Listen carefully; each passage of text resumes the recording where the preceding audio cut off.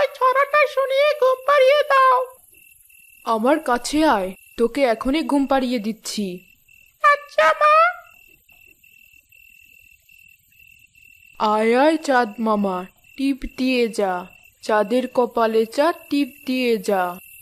কিন্তু মা, আকাশে তো কোনো চাঁদ নেই, আমাকে টিপ দিয়ে যাবে কে? তাই তো, একটু আগেও তো আকাশে চাঁদ দেখলাম, কিন্তু এখন এমন ঘুটঘুটে অন্ধকার কেন? আজ তো আমাবস্যাও না, তাহলে চাঁদটা গেল কই? গ্রামের লোকেরাও আকাশে হঠাৎ চাঁদকে দেখতে না পেয়ে বাইরে বেরিয়ে পড়ল।